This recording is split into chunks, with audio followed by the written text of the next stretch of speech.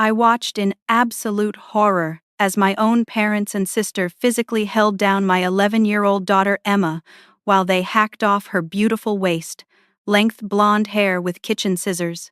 Emma's terrified screams echoed through my sister's living room as chunks of her golden hair fell to the carpet like pieces of my shattered heart. My mother looked up at me with cold eyes and said, "Don't make a scene, Alana." I stood there frozen, watching my baby sob as she gathered her severed locks from the floor, and something inside me broke forever. 3 days before that nightmare unfolded, I should have seen the warning signs. My sister Jessica called me on a Tuesday evening, which was unusual since we typically only spoke during family gatherings or holidays. Emma's hair was her pride and joy, a cascade of natural blonde waves that reached nearly to her waist. She had been growing it out for 4 years, taking meticulous care of it, brushing it every night before bed while we talked about her day at school. The idea that my sister viewed my daughter's natural beauty as showing off felt like a slap in the face. "Jessica, Emma isn't showing off. She's just a little girl who loves her hair. Chloe is beautiful too, and it's her birthday. There's plenty of room for both girls to feel special." "Whatever, Alana. Just think about what I said, okay?" After we hung up, I climbed the 3 flights of stairs to our modest 2-bedroom apartment, my mind racing. Emma was at the kitchen table doing homework, her golden hair catching the light from the overhead fixture. She looked up at me with those bright blue eyes that reminded me so much of her father. "How was work, Mom?" she asked, the same question she posed every evening. "It was good, sweetheart. How was school?" As Emma launched into an animated story about her art class project, I found myself studying her beautiful hair and feeling a growing sense of unease about Jessica's call. My sister had always been competitive, even as children. She was 3 years older than me and had spent our childhood making sure everyone knew she was the prettier one, the smarter one, the one our parents preferred. When she married David and started having children, that competitiveness had extended to comparing our kids. Emma was naturally gifted academically and artistically, with a sweet personality that drew people to her. She was also strikingly beautiful, with delicate features and that stunning hair. Jessica's daughter Chloe, while lovely in her own right, was more average in appearance and struggled in school. I had always made sure Emma was humble and kind, never allowing her to act superior or boastful. But perhaps that wasn't enough for Jessica. That night, after Emma had brushed her hair and gone to bed, my phone rang again.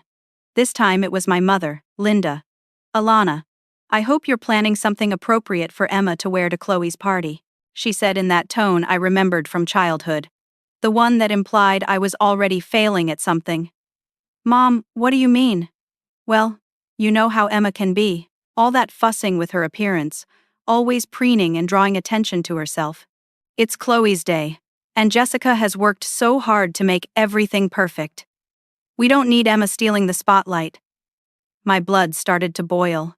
Emma didn't preen or fuss with her appearance beyond normal hygiene and hair care. She was a confident, happy child who happened to be naturally beautiful. The idea that my own mother viewed my daughter as some sort of attention-seeking problem was devastating. "Mom, Emma is 11 years old. She's not trying to steal anything from anyone. She's just excited to celebrate her cousin's birthday. Don't get defensive, Alana. I'm just saying that sometimes children need to learn about being humble and considerate of others' feelings. Maybe this would be a good teaching moment." After that conversation, I couldn't sleep. I kept thinking about the strange undercurrent in both phone calls. The way my family seemed to be coordinating some kind of message about Emma. I got up around midnight to check on her. Standing in her doorway and watching her sleep peacefully, her hair spread across her pillow like spun gold. The next morning, while Emma was at school, I discovered something that made my blood run cold.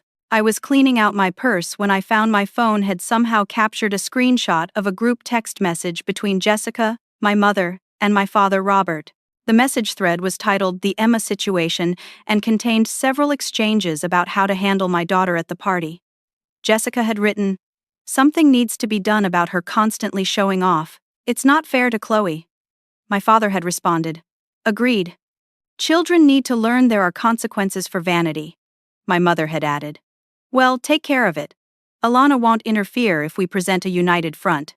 I screenshot the evidence and sat on my couch shaking. My own family was plotting something against my innocent child, and they were planning to make sure I couldn't stop them. The phrase, "well, take care of it," echoed in my mind, and I felt a chill of premonition that I should have acted on immediately. Saturday arrived with deceptive sunshine and warmth.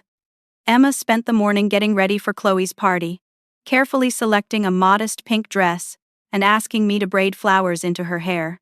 She was so excited to celebrate her cousin and had even picked out a special gift she'd saved her allowance to buy. "Do you think Chloe will like the art set I got her?" Emma asked, as we drove to Jessica's house in the suburbs. "I think she'll love it, sweetheart. You picked it out with such care." Jessica lived in one of those sprawling McMansions that always made me feel inadequate. David worked in finance and earned probably 5 times what I made as a nurse. As we pulled into their circular driveway, I noticed several cars already there and felt my anxiety spike. The moment we walked through the front door, the atmosphere felt wrong. My mother Linda was standing in the foyer like a sentry, and her eyes immediately went to Emma's hair with an expression I can only describe as predatory. Well, look at our little princess," she said, her voice dripping with false sweetness. "Emma dear, did you really need to make such an effort with your appearance today? It's not your birthday after all." Emma's face fell, confusion clouding her features. "I just wanted to look nice for Chloe's party, Grandma." "Of course you did, sweetheart," I said quickly, placing a protective hand on Emma's shoulder. "You look beautiful, and I'm sure Chloe will appreciate that you made an effort for her special day." Linda's eyes narrowed at me over Emma's head, and I saw the challenge there. My father Robert emerged from the living room, followed by Uncle Mark and Aunt Carol. The adults formed a strange semicircle around us, and I felt like prey being surrounded by predators. "Emma, why don't you go find Chloe and the other children?" Jessica said, appearing from the kitchen with an artificial smile. "They're playing games in the family room." As Emma skipped away, eager to join her cousins, Jessica leaned closer to me. "I see you decided not to take my advice about toning things down." "There was nothing to tone down, Jessica. She's dressed appropriately and looks lovely." "If you say so," Jessica replied, but I caught her pulling out her phone and angling it toward the family room where the children were playing. The party proceeded normally at first. About 15 children were present, along with various family members. I tried to stay close to Emma, but the adults kept intercepting me with conversations and offers of food and drinks. Each time I looked toward the family room, Emma seemed to be having fun, playing games and chatting with her cousins. But I began to notice troubling signs. Chloe kept shooting resentful looks at Emma, especially when other children complimented Emma's dress or hair. I overheard Chloe whisper to another cousin, "Why does Emma always have to be so pretty? It's not fair on my birthday."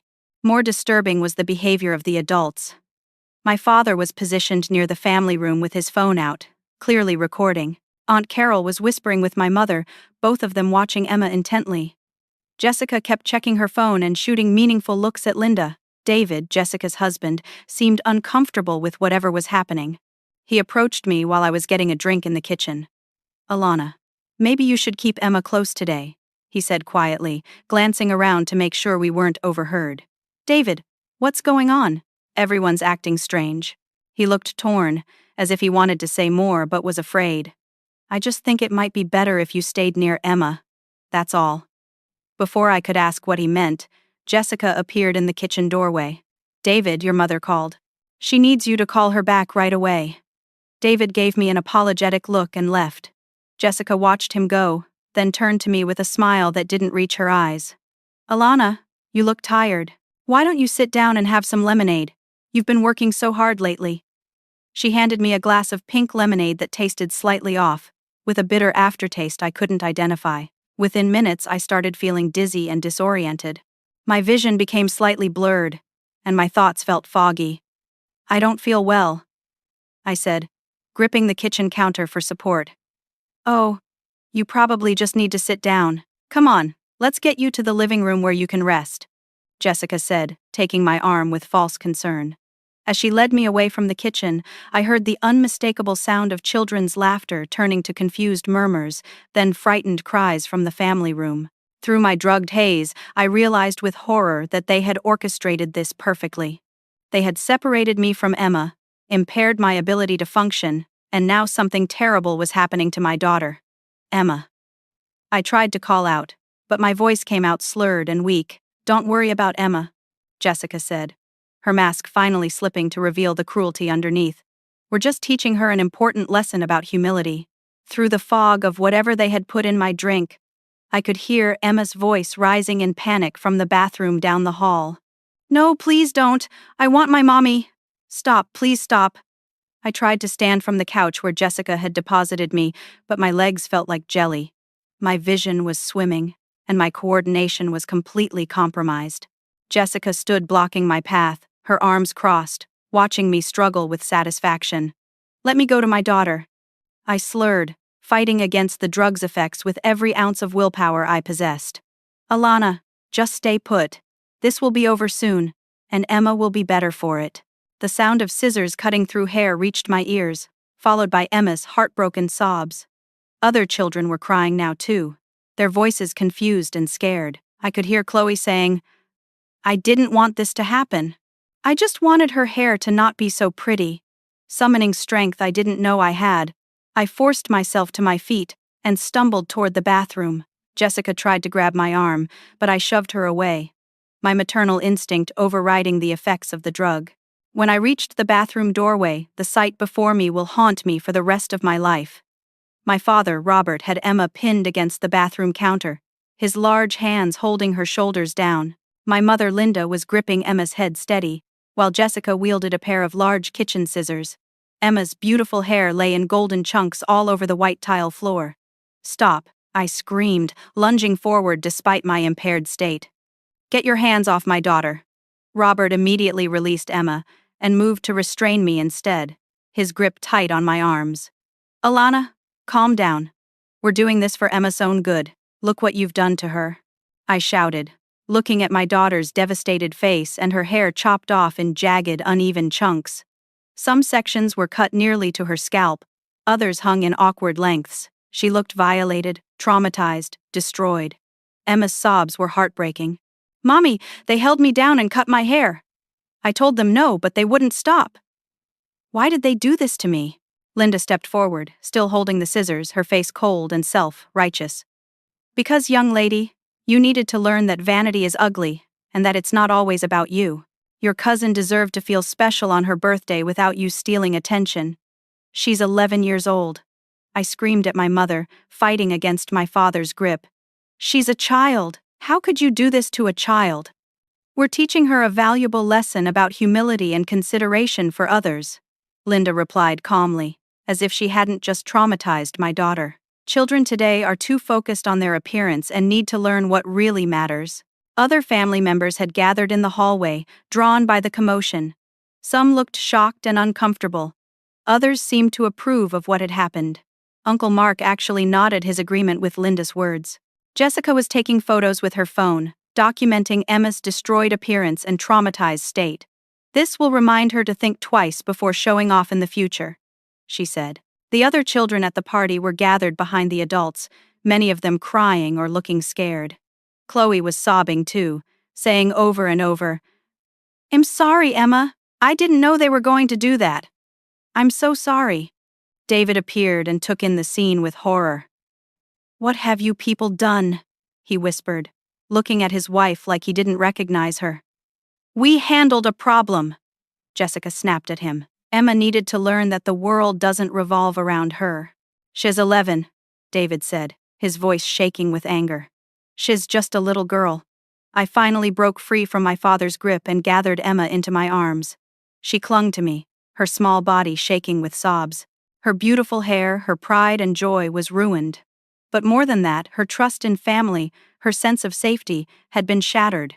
"We're leaving," I announced, my voice steady despite the drug still affecting my system. "And if any of you ever come near my daughter again, I'll call the police." Linda laughed. "Oh, Alana, don't be so dramatic. And don't even think about making trouble over this. We're family. Family doesn't call the police on family. You wouldn't want to tear this family apart over a little haircut, would you? Don't make a scene.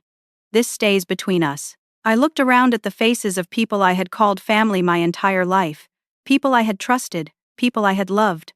They had conspired to drug me and assault my child. They had traumatized an innocent, 11-year-old girl to satisfy their own twisted need to tear her down. And now they expected me to stay quiet about it. "Come on, Emma," I said quietly, helping her to her feet. "Let's go home." As we gathered our things and prepared to leave, I caught David slipping something into my purse. When I looked at him questioningly, he mouthed the word evidence and gave me a meaningful look. The drive home was silent, except for Emma's quiet crying. She sat in the passenger seat, touching the ruined remnants of her hair, trying to process what had happened to her. I was fighting my own battle, trying to stay focused on driving while the drug wore off, my mind reeling from the betrayal and assault we had just experienced. When we finally reached our apartment, Emma ran straight to her room and slammed the door. I could hear her sobbing through the walls, and it took every ounce of restraint I had not to drive back to Jessica's house and burn it to the ground. But I knew I had to be smarter than that. Emma needed me to be strategic, not reactive. She needed justice, not revenge. And I was going to make sure she got it. That evening, after Emma had cried herself to sleep, I sat at my kitchen table and began documenting everything that had happened. My hands were still shaky from whatever they had put in my drink, but my mind was crystal clear about what needed to be done. I started by photographing Emma's injuries. In addition to her destroyed hair, she had red marks on her shoulders where my father had held her down, and small scratches on her scalp from the rough cutting. Her face was swollen from crying, and she had dark circles under her eyes from trauma. Each photo I took made my blood boil hotter, but I forced myself to be thorough and methodical. Next, I checked what David had slipped into my purse. It was a small USB drive with a note that read, "This is from security cameras in our house. I'm sorry. I should have stopped them." My hands trembled as I plugged the drive into my laptop and watched the footage. The video showed everything. My family discussing their plan before the party, Jessica and Linda coordinating their approach, the moment they drugged my lemonade, and the entire assault on Emma in the bathroom. Seeing it from an outside perspective was somehow even more horrifying than experiencing it firsthand. The footage clearly showed 3 adults physically restraining and attacking a terrified child while she begged them to stop. But there was something else on the USB drive that made my stomach drop. David had included older footage from previous family gatherings, and as I watched, a pattern emerged that I had been too blind to see before. During last Christmas, the video showed Jessica deliberately tripping Emma when no other adults were looking, then helping her up and acting concerned when Emma started crying. During Emma's birthday party last year at my apartment, the footage from David's phone showed Jessica making cruel comments to Emma about her appearance when I was out of the room, telling her that she was too pretty for her own good and that boys won't like girls who think they're better than everyone else. In another clip from Easter, Jessica was shown pushing Emma off a chair in the kitchen, causing her to fall and scrape her knee. When I had asked what happened, Emma had said she fell accidentally, and Jessica had backed up that story. Now I realized my daughter had been protecting her aunt, even after being deliberately hurt by her. The evidence was overwhelming. This wasn't a single incident born from birthday party tensions. This was systematic abuse that had been going on for years, and I had been too trusting and naive to see it. I called Emma's pediatrician's emergency line and scheduled an appointment for the next morning. Dr. Sarah Williams had been Emma's doctor since birth and would be able to document the physical evidence of the assault. I also called the employee assistance program at the hospital where I worked and requested an immediate appointment with their trauma counselor. While I waited for those callback calls, I researched my legal options. Child abuse, assault, drugging an adult without consent, false imprisonment. The list of crimes my family had committed was extensive. I found the contact information for the local police department's Child Abuse Investigation Unit and made a note to call them first thing Monday morning. But the hardest part was yet to come. I had to help Emma process what had happened to her and find out if there had been other incidents I wasn't aware of. When she finally emerged from her room around 10 p.m., looking small and fragile in her pajamas, we sat together on the couch and had the most difficult conversation of my life. "Sweetheart, I need to ask you some questions about what happened today and about other times you've been around Aunt Jessica and Grandma and Grandpa. I know it's hard to talk about, but it's very important." Emma curled up against me, touching the uneven ends of her hair. "Mommy, why did they do that to me? I didn't do anything wrong. I was just trying to be nice at Chloe's party." "You didn't do anything wrong, baby. Nothing at all. What they did to you was wrong, and it was against the law. Adults are never allowed to hurt children like that, even family members. Over the next hour, Emma revealed the truth about years of subtle abuse. Jessica had been systematically undermining Emma's confidence during family visits, making comments about her appearance, her intelligence, and her behavior. She had pushed Emma, pinched her, and accidentally hurt her on numerous occasions. My parents had participated by making Emma feel guilty for being naturally gifted and beautiful, telling her that she needed to tone herself down to make other people comfortable. The worst part was learning that Emma had tried to tell me some of these things before, but in the subtle way children do. She had mentioned not wanting to go to family gatherings, had asked why Aunt Jessica seemed to not like her, had come home from visits seeming sad or withdrawn. I had dismissed these signs, chalking them up to normal family dynamics and encouraging Emma to be understanding of others' feelings. "I'm so sorry, Emma," I said, holding her close as she cried. "I should have listened better. I should have protected you. But I promise you, I will never let anyone hurt you like this again. Are you going to call the police like you said at Aunt Jessica's house?" "Yes, sweetheart. What they did to you was against the law, and they need to face consequences. People who hurt children need to be stopped so they can't hurt other children." Emma was quiet for a long moment. "Will Grandma and Grandpa go to jail? I don't know what will happen exactly, but there will be consequences for their choices. Sometimes when people do wrong things, they have to face those consequences so they can learn to make better choices." That night I lay awake planning our next steps while Emma slept fitfully beside me in my bed. She had been too afraid to sleep alone after the trauma of the day. Every few hours she would wake up crying, touching her ruined hair, and reliving the assault. By morning, I had made my decision. My family had declared war on my innocent child, and I was going to respond with the full force of the law. They had counted on my silence, on family loyalty, on my reluctance to make waves. They had gravely miscalculated. Emma and I were going to get justice, and I was going to make sure they never had the opportunity to hurt another child again. Monday morning arrived gray and cold, matching my mood as I prepared to set our plan for justice into motion. Emma had barely slept over the weekend, and when she did drift off, she had nightmares about scissors and people holding her down. I had spent Sunday scheduling appointments, researching lawyers, and gathering every piece of evidence I could find. Our first stop was Dr. Williams' office. Emma clung to my hand as we walked into the familiar pediatric clinic, but I could see determination growing alongside her fear. Dr. Williams took one look at Emma's destroyed hair and the scratches on her scalp and immediately began a thorough documentation process. "Emma, I need to ask you some questions about what happened, and I'm going to take some pictures of your injuries. Is that okay?" Dr. Williams asked gently. Emma nodded, sitting up straighter on the examination table. "I want them to get in trouble for what they did to me." Dr. Williams photographed every scratch, every red mark, every uneven chunk of hair. She documented Emma's emotional state, noting signs of trauma and anxiety. The medical report she generated would become crucial evidence in the legal case that was about to unfold. From the doctor's office, we went straight to the police station. Detective Maria Rodriguez from the Child Abuse Investigation Unit met us in a comfortable interview room designed to put child victims at ease. "Emma, you were very brave to come here today," Detective Rodriguez said. "Can you tell me what happened at your cousin's birthday party?" Emma's voice was shaky at first, but as she continued talking, it grew stronger. She described every detail. How they lured her to the bathroom, how 3 adults held her down while she begged them to stop, how they cut off her hair while she cried and screamed. Her account was clear, detailed, and heartbreaking.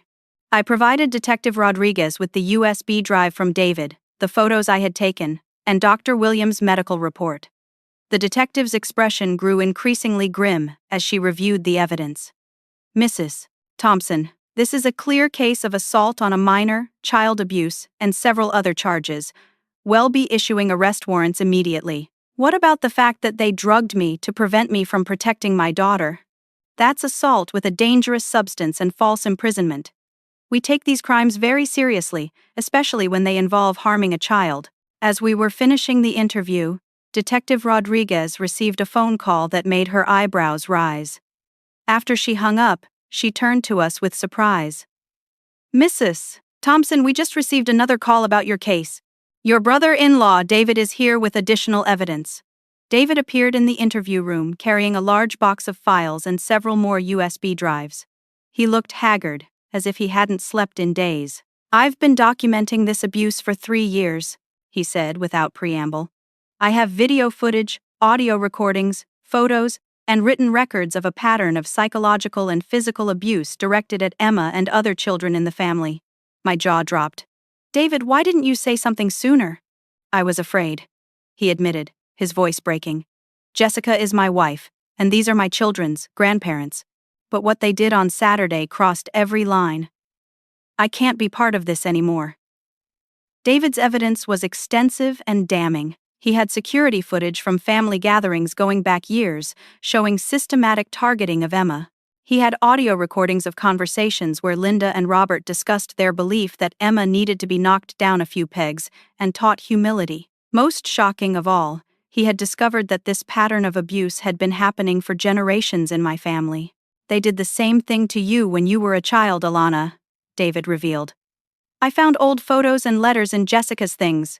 They targeted you for being too smart, too ambitious. They tried to break you down the same way they've been breaking down Emma." Suddenly, repressed memories from my own childhood came flooding back. The constant criticism, the way my achievements were minimized, the times I was made to feel guilty for excelling. I had normalized it, convinced myself it was just tough love or character building, but it was abuse, plain and simple. Detective Rodriguez took David's statement and evidence, adding it to the growing case file. By late Monday afternoon, arrest warrants had been issued for Jessica, Linda, and Robert on multiple charges including child abuse, assault, false imprisonment, and conspiracy to commit assault. The arrests happened simultaneously. Jessica was taken into custody at the elementary school where she worked as a third-grade teacher, creating a scandal that immediately became front-page news in our small town. Linda and Robert were arrested at their home, with footage of them being led away in handcuffs broadcast on the local news. My phone started ringing immediately. Other family members, neighbors, even strangers who had seen the news coverage, all wanting to know what was happening. The story had captured public attention because of its shocking nature and the fact that it involved family members abusing a child. Emma and I watched the news coverage that evening from our living room. When the anchor described the arrests, Emma looked up at me with something I hadn't seen in her eyes for days. Hope. "Mommy, does this mean they can't hurt me anymore?" "That's exactly what it means, sweetheart. And it means they can't hurt any other children either." The next morning brought even more surprises. Detective Rodriguez called to tell me that other family members were coming forward with their own stories of abuse. My cousin Angela, Uncle Mark's daughter, called to tell me that Linda had subjected her to similar psychological abuse as a child, convincing her that she was too fat and too loud and needed to be constantly corrected. The investigation was expanding, revealing a multi-generational pattern of targeting specific children for abuse and humiliation. Child Protective Services opened their own investigation, and Emma was assigned a victim advocate to help her through the legal process. But perhaps the most meaningful support came from our community. Emma's teacher organized a fundraiser to pay for therapy and legal expenses. Parents from her school sent flowers and cards. The story had touched people because everyone could imagine their own children being victimized by trusted family members. Emma was beginning to heal, slowly but surely. The nightmares were becoming less frequent, and she was talking more openly about what had happened to her. But the real test would come when she had to face her abusers in court and tell her story to a judge and jury. 2 months after the arrests, the case went to trial. During that time, Emma had been in therapy twice a week with Dr. Rachel Martinez, a specialist in childhood trauma. I watched my daughter slowly rebuild her confidence and sense of safety, but the legal process was taking its toll on both of us. The defense attorneys hired by my family tried every tactic in the book to minimize their clients' actions.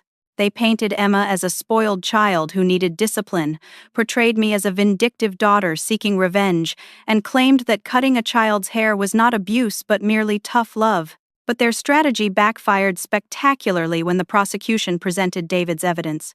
The courtroom fell silent as videos played showing years of systematic abuse.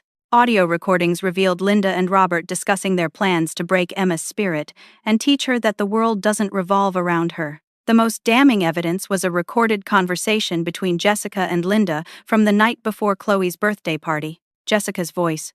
Are you sure we should go through with this? What if Alana tries to stop us? Linda's response. Well, drug her drink like we discussed. A little sedative in her lemonade will keep her compliant. And if she makes trouble later, well, all deny it happened. It's our word against hers. Jessica. What if Emma tells people? Linda. Who's going to believe a child over 4 adults? Besides, she needs to learn that actions have consequences.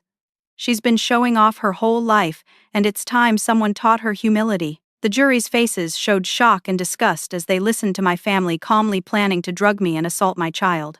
Several jurors were visibly upset, and one woman in the back row was wiping away tears. But the prosecution had saved their most powerful evidence for last. Dr. Patricia Hayes, a psychologist specializing in family abuse patterns, took the stand to explain the generational cycle of abuse in my family.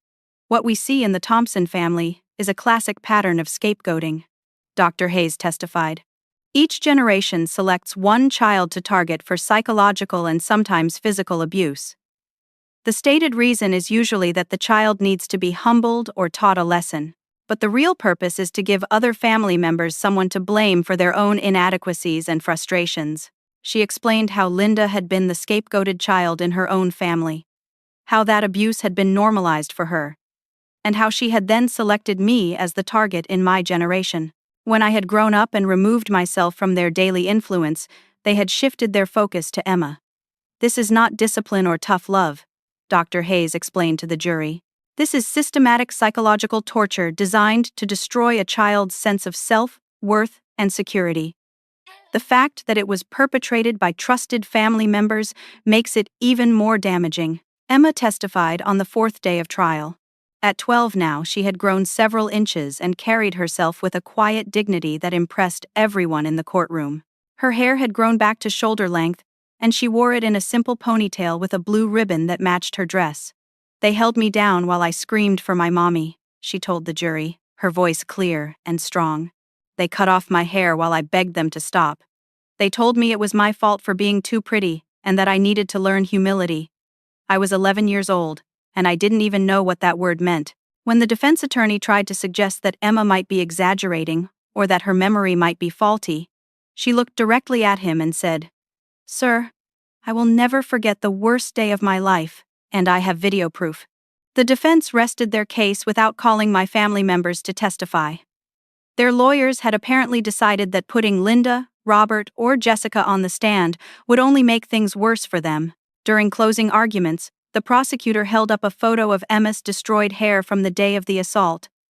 This is what vindictive cruelty looks like when it targets an innocent child. The defendants want you to believe this was discipline or a learning experience.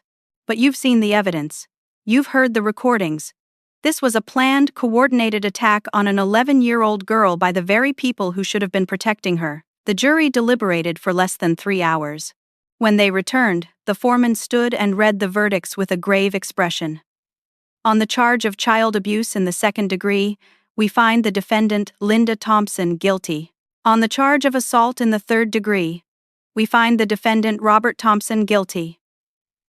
On the charge of child endangerment, we find the defendant, Jessica Walsh, guilty. The convictions continued through all the charges: conspiracy, false imprisonment, assault with a dangerous substance.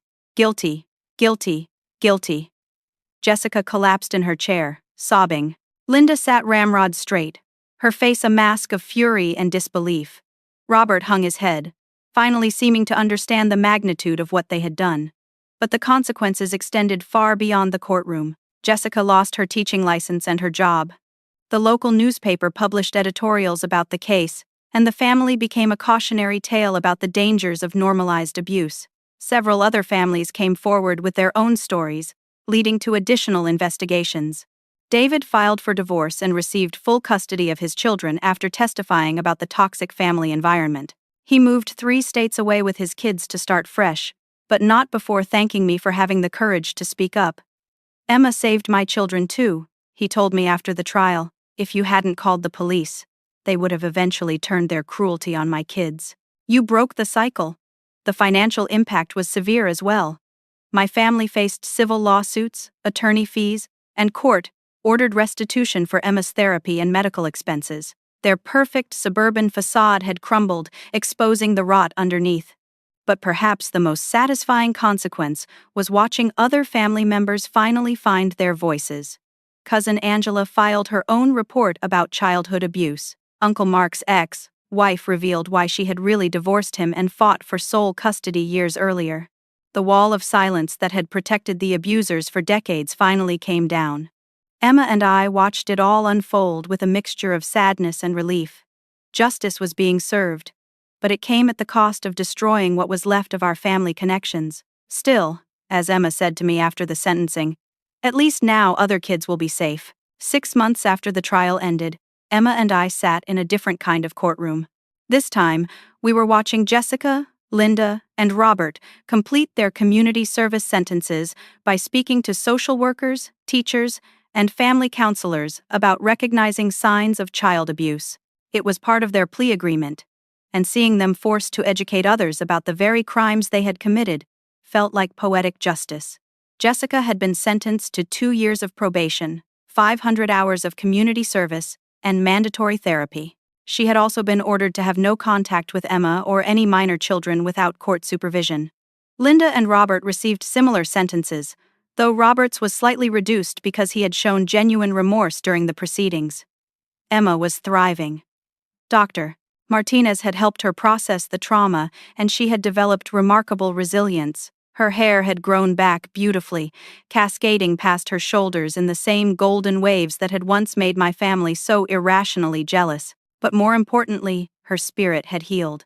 She was confident again, but now with the wisdom of someone who understood that not all adults could be trusted. "Mom, do you think they understand now why what they did was wrong?" Emma asked as we left the courthouse after watching one of their mandatory presentations. "I think Grandpa Robert does," I replied honestly. "Has been in therapy and seems to genuinely regret his choices. Grandma Linda and Aunt Jessica, I'm not sure they'll ever truly understand. But the important thing is that they can't hurt you or any other children anymore." Our lives had changed dramatically over the past year. We had moved to a new apartment in a different school district, partly for a fresh start and partly because the media attention had made our old neighborhood uncomfortable. Emma excelled in her new school, where nobody knew about our family drama. She had made wonderful friends and was taking art classes that encouraged her creativity. I had also grown professionally. The employee assistance program at the hospital had been so supportive during our legal ordeal that I had decided to pursue additional training in trauma counseling. I was now working part-time in the pediatric unit, and part-time with families dealing with child abuse cases. Our experience had given me insights that helped other families navigate similar situations. We had also built a new kind of family with people who truly cared about our well-being. David stayed in touch despite living across the country, and his children had become pen pals with Emma. Dr. Martinez had become a trusted friend. Emma's teacher from her old school, Mrs. Patterson, still sent birthday cards and holiday photos. The most meaningful relationships, though, were with other survivor families we had met through support groups. Emma had become friends with several children who had experienced family abuse, and together they were learning that healing was possible and that they deserved to be treated with love and respect. One evening, as Emma was getting ready for bed, she stood in front of her bedroom mirror, brushing her restored hair. I watched from the doorway, remembering the devastated child who had gathered her severed locks from Jessica's bathroom floor nearly a year earlier. "Mom, I'm glad you called the police," she said, meeting my eyes in the mirror. "I know it was hard because they were family, but they weren't acting like family. Real family doesn't hurt you on purpose." "You're absolutely right, sweetheart. Real love doesn't try to tear you down or make you small. Real family builds you up and celebrates your successes. Do you think we'll ever have a big family again? Like for holidays and birthdays?" I smiled, thinking of the Christmas party we were planning with our chosen family of friends and fellow survivors. "We already do, Emma. It just looks different than we expected. But different isn't bad. Sometimes different is exactly what we needed." That night, as I tucked Emma into bed, she said something that made my heart swell with pride. "Mom, I want to help other kids like me when I grow up. Kids whose families hurt them. I want them to know that they can be strong and that someone will believe them and protect them." "I think you'd be amazing at that," I told her, kissing her forehead. You've already helped so many people just by being brave enough to tell the truth. The legal battle had lasted nearly a year, but the healing would continue for the rest of our lives. We had learned that sometimes protecting the people you love means cutting ties with people you've always called family. We had discovered that justice, while difficult to pursue, was worth every moment of pain and uncertainty. Most importantly, we had proven that abusers only have power when their victims stay silent. By speaking up, by refusing to keep the peace or not make a scene, we had not only saved ourselves but had prevented other children from experiencing the same trauma. Emma kept a photo on her nightstand from her new school's science fair, where she had won first place for a project about child advocacy. In the picture, she's smiling broadly, her beautiful hair shining under the fluorescent lights, confident and proud of her accomplishments. But what I love most about that photo is what you can see in her eyes: the knowledge that she is valuable, that she deserves to be treated with respect, and that she has the strength to stand up for herself and others. The people who had tried to break her spirit had instead forged it into something unbreakable. They had meant to teach her humility, but they had actually taught her something far more valuable: that she was worth fighting for, and that sometimes, fighting is exactly what love looks like. As I write this story, Emma is now 13 and continues to flourish. The nightmares have stopped, the fear has faded, and what remains is a young woman who understands the difference between people who truly love you and people who only claim to love you while trying to control and diminish you. Our journey through this trauma taught us that family isn't defined by blood or shared DNA. It's defined by love, respect, protection, and the willingness to fight for each other's well-being. Sometimes the people who should be your family fail you completely, but that doesn't mean you'll be alone.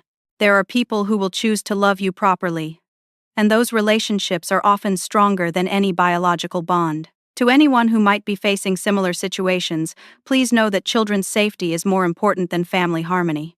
Adults who abuse children are counting on shame, fear, and misplaced loyalty to keep their victims silent. But silence protects abusers and condemns children to continued suffering. Emma and I learned that speaking up, seeking help, and demanding justice isn't about revenge or vindictiveness. It's about protection, healing, and preventing future victims. Sometimes love requires us to make difficult choices, but choosing to protect innocent children is always the right choice, regardless of the consequences. Have you ever had to make a difficult decision to protect someone you love, even when it meant standing up to family members or people in authority? What gave you the courage to speak up? Share your thoughts in the comments below, because your story might inspire someone else who's facing a similar situation. If this story touched your heart, please like this video to help it reach other people who might need to hear this message. Subscribe for more stories about finding strength in difficult times, and please share this video with anyone who might benefit from knowing that healing and justice are possible. Thank you for listening to our story. And remember that you are always worth protecting and defending. Until next time, keep fighting for what's right.